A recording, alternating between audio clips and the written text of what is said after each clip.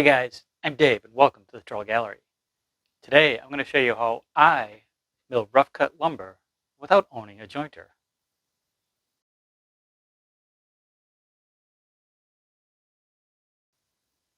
While I'd prefer to flatten and square up my stock with a jointer, I had sold mine years ago when I closed my shop for some mysterious reason.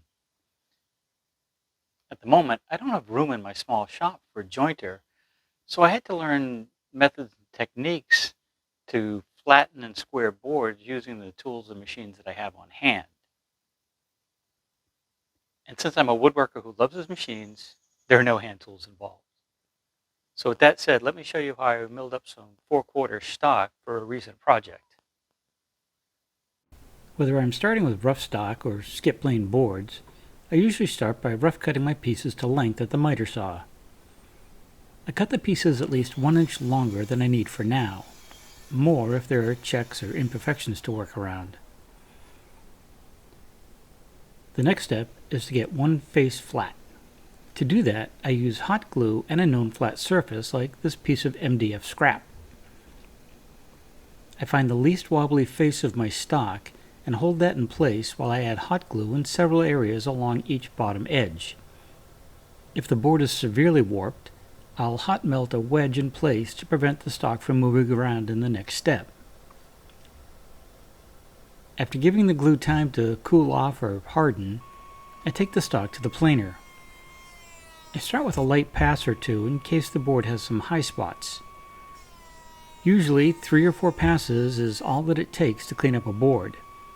Then I can repeat the process until all of my stock has one flat face.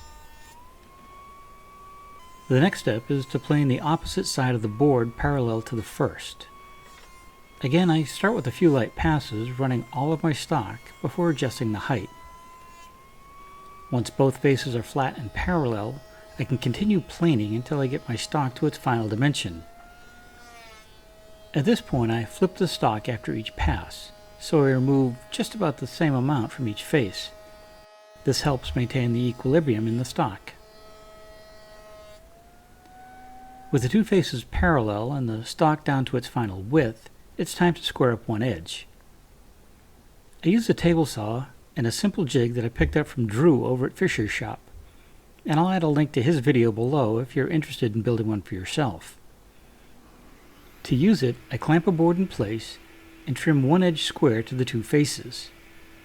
I adjust the table saw fence to just take off a small amount, at least on this first pass. I'm just after a square and straight edge at this point. Once I have a good edge on all my stock, I can lose the jig and rip my stock to its final width.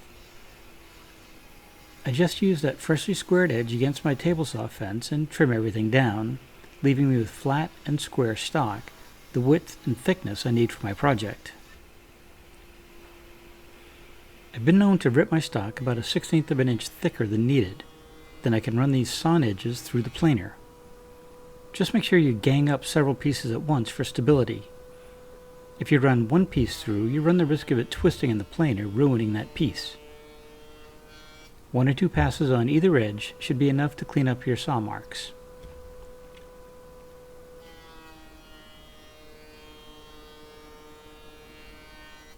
Now I can take my stock back to the miter saw. The first cut I make gives me a square end. The second cut trims the piece to length. If I'm cutting multiple pieces of the same size, I'll use a stop block to register that square end. This just minimizes any errors from measuring multiple times in the hopes of getting things the same size. While I look forward to getting a new jointer one day, my current setup works for now. And while the extra time and steps involved using that glue gun can be a little bit annoying, it's still better than buying pre-planed lumber that's rarely flat. I'd love to hear your thoughts on this video. Is there something I could have done differently, easier, more effectively? Drop in the comments below. And I'd love to hear how you flatten and square up your stock.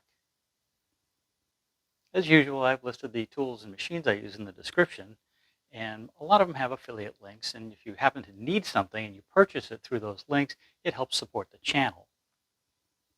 If you enjoyed this video, maybe give us a thumbs up and share it with your friends. And if you haven't already, maybe it's time to hit that subscribe button and the little bell so you get notified each time I put out a new video. Never real sure what's coming up next, but I think you'll enjoy it. So until then, have a great day, stay safe, and we'll see you soon.